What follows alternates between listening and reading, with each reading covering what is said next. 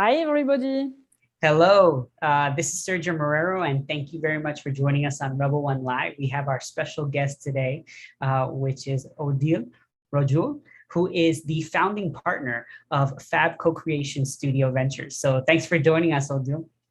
Thank you for the invitation, Sergio. It's a pleasure to be with you. Yeah, I'm so excited to dive in today. For those that don't know about Odile's background, she has a deep history in beauty and fashion, and besides and has graduate of HEC in Paris, several programs at INSEAD and Stanford that she's partaken in, and now leads Fab Co-Creation Studio Ventures. So without further ado, I'll let Odile talk about her fund. Can you share with the audience a little bit about Fab Co-Creation Studio Ventures? Yes, with pleasure. So first, as you will see my accent, I'm French. Nobody is perfect. I live in Los Angeles after a few years living in San Francisco. So I believe we are based in the place where I say perfect for the data-driven platform, San Francisco, with tech talents and iconic VCs. And Los Angeles, I would say, with multicultural leaders and influences. So I chose to be in Los Angeles because I invest in seed stage, pre-seed, seed, direct-to-consumer, founders building communities, particularly obsessed, we will talk about that by conscious fashion and conscious beauty, and the sustainability and the circularity. And my criteria of investment is making sure they have a purpose and they're obsessed by the data. When I say the data, is the knowledge of their customers and the knowledge of their community, listening to them. So my size ticket to finish the introduction is 250K. So pretty much the first miles when people are pre-product launch to 1 million revenues, and helping them to go to the next round with friends VCs that are in the consumer place.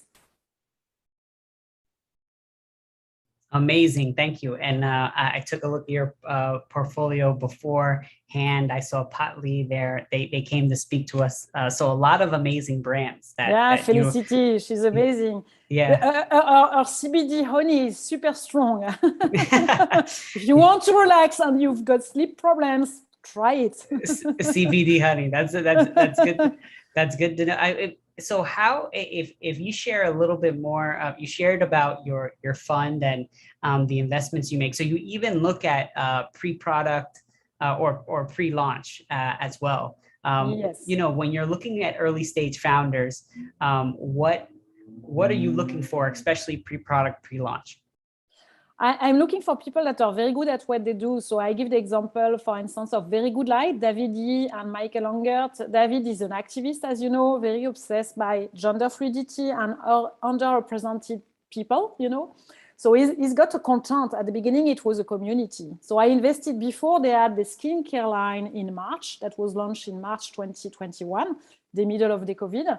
Based on what I understood of what he was passionate about, I did invest as a first investor, as a VC. The same for people like that can be in the material science company, just meeting each other. Sergio, we were talking about the fast fashion and the fact that needing biodegradable materials is super important if we want to fix big problems. So it's not recycling plastic like Rotis. It's more about, can we create a fabric that could replace the polyester and nylon and be less expensive than tencel? So that's why I invested, for instance, in Kintra Fibers, based in Los Angeles, and with Alisa and Bill, that is a PhD in chemistry, and she's more in charge of the revenues and raising the money. So I try to have co-founders that have superpowers and believe in what they do and build an ecosystem around them and are very collaborative, because I'm a small size ticket. I add value to them. I try to guide them as the next CEO of big brands and board member. I try to be more in the skills that I can add to the table in addition to the money. Excellent. And I know you shared, if you could share with the audience a little bit more about why did you shift into venture from your background in in beauty and fashion? Can you share a little bit more about how you made your way from that industry to now being an investor? That's funny because that was not the plan. Life is like that. I love to learn things. And I was excited when I arrived in the Silicon Valley to have a lot of mentees asking me some advice by DM on LinkedIn. By the way, as we met, Sergio, just saying, hey, can you look at my deck? You're the ex-CEO of Lancôme, working with L'Oreal. It's a 3 billion companies. I need your skills because in the Silicon Valley, there are not a lot of them. So I created first, 4 years ago, a community, very much like you build, Sergio, in the paid forward culture where people were on stage sharing their learnings, whether iconic VCs, serial entrepreneurs like Dishan Imera or Jennifer Gottfried from Ipsy, Dishan, it's Maven, coming to share their journey and encouraging people in early stage, because as you know, to be an entrepreneur is a tough life. You've got good days and bad days.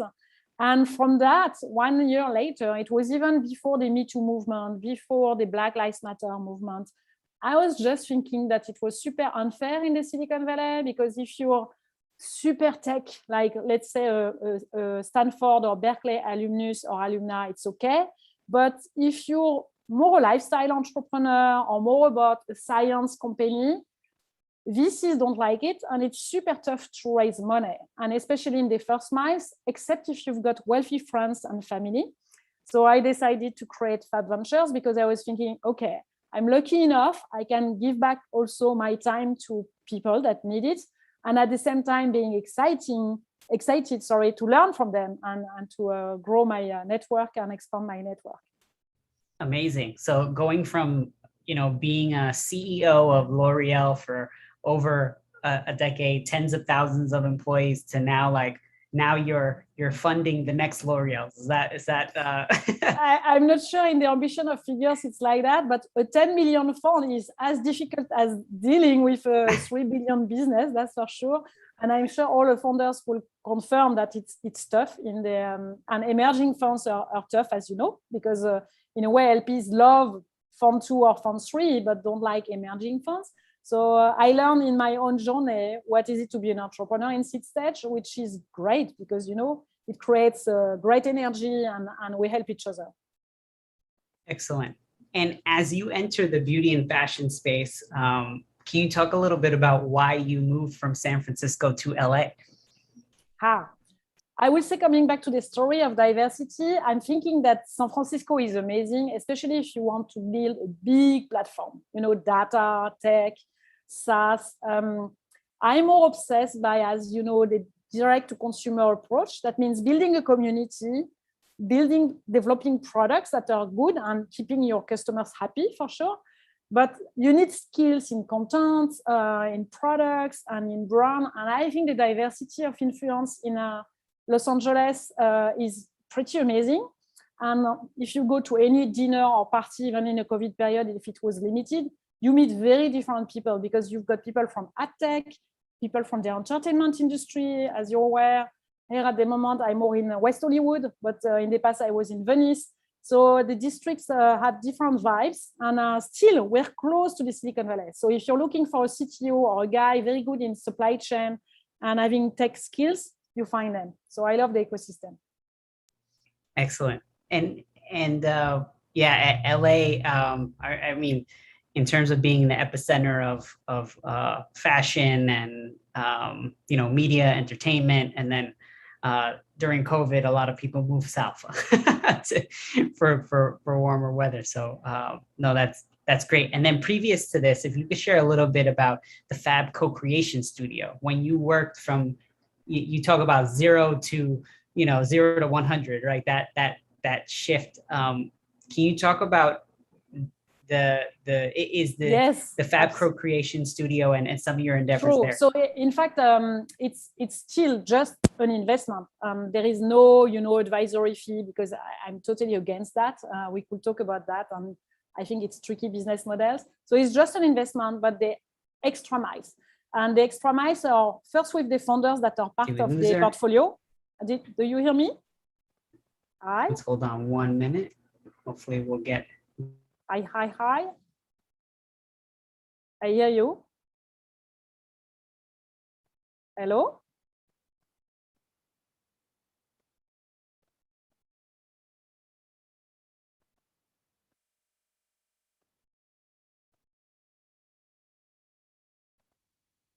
You hear me? Do you hear me, Sergio? I can hear you. I thought it was, sorry about that. So go ahead. No worries. I was thinking, hey, what do I need to do if I reconnect or not? So I think first the portfolio founders help each other. That means some of them have skills in growth and influence. As you know, the CAC and cost of acquisition are skyrocketing. So we need other ways to partner. Some of them are very good in retail partnerships. For instance, Bubble in teen skincare has just signed with Walmart.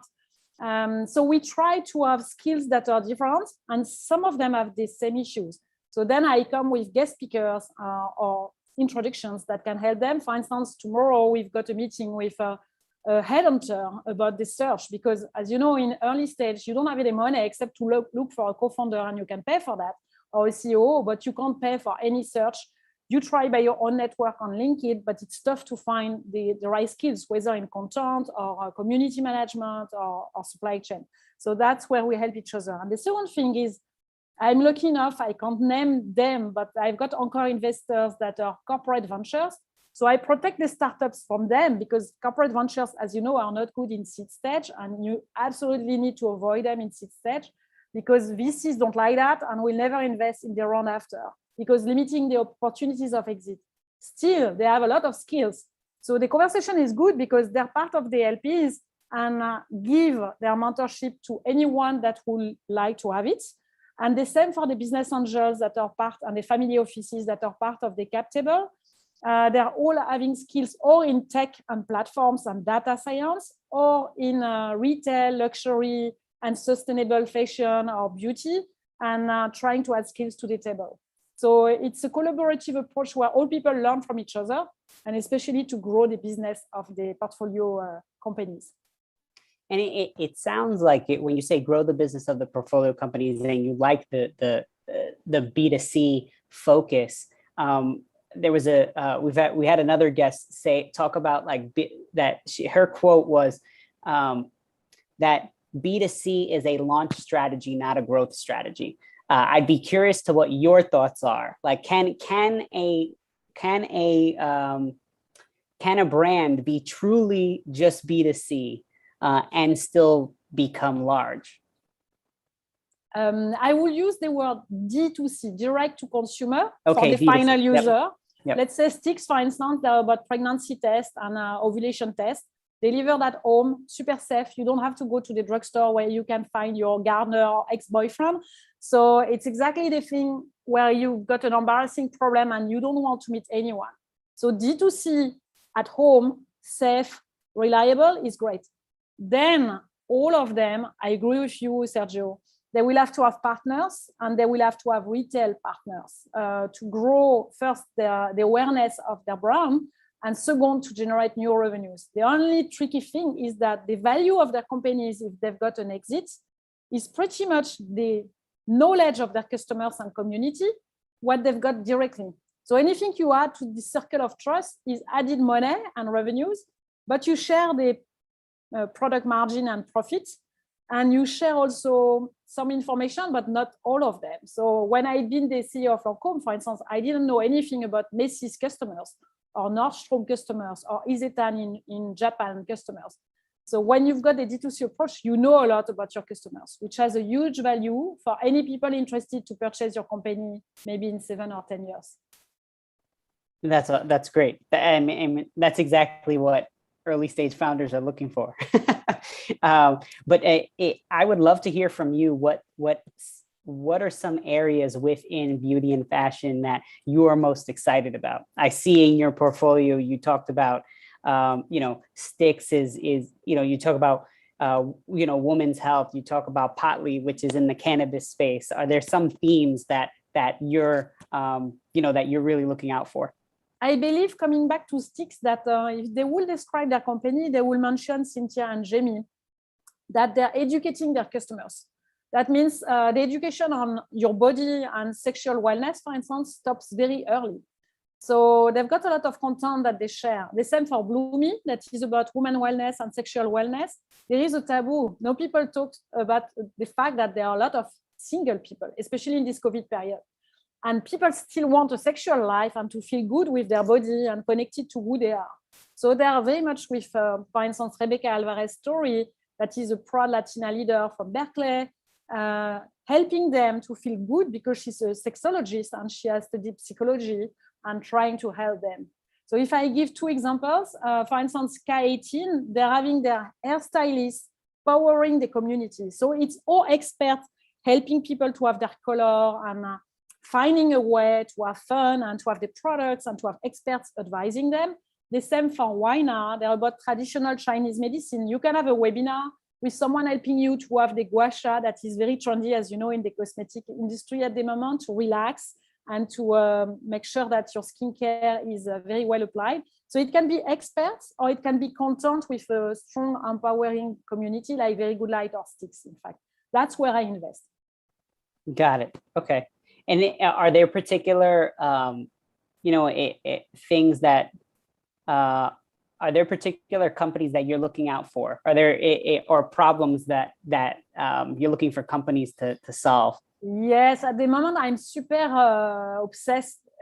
Maybe because I'm French, where there is a lot of water. It's raining a lot in Paris. When you're in LA or San Francisco, between the fires, the lack of water, you realize what's the climate change. So at the moment, I'm super obsessed by that. So for instance, I invested in Tausendfeld that are sustainable recycling sneakers. So they said a full circle footwear. They're evangelizing. They are meeting with a lot of founders, corporations, retailers to help people to be more aware. They've got plenty of actions, for instance, cleaning New York or cleaning cities. So they're very engaged. They're activists on that topic. It's not just a business. And they try also to educate the millennials, because I don't know if you knew that. I didn't know, Sergio. I think Gen Z have 18 pairs of sneakers in their closets. And they don't throw them away because they feel bad. They know it's finishing on the landfill and it's not good, but they're not doing anything. So exactly the positioning of Tausendfeld is educating people and trying to do better, because we can all make a difference. The other one I've got in mind is Brightly. They're an eco-conscious platform obsessed by the Gen Z. They are huge on TikTok and Instagram. They've got, when I signed, they had 6,000 ambassadors. Now they've got 14,000 of them. People curating content, testing the products, and trying to do better.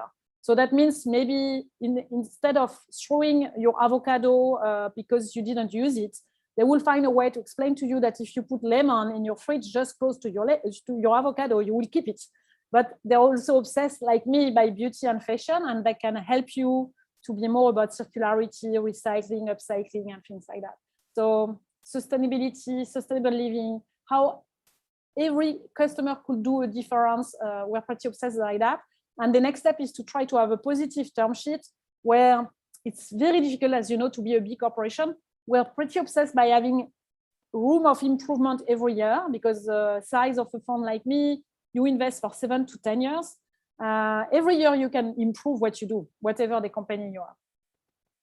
So do you invest in public benefit corporations, or do you invest in C Corps that are B Corp certified? I know there's I just invest in startups that themselves, from time to time, have a charity, a non-profit. For instance, Bubble has a charity with self-care for mental health for teens.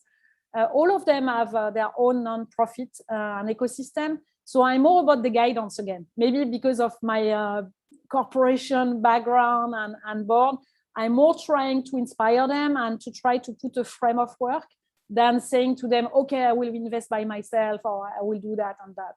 I'm very much about the guidance. Excellent. No, I ask because many investors I've talked to, they won't invest in the public benefit corporation as a filing type. They'll invest in C Corps that are B Corp certified. So there's always always like to get the perspective there. And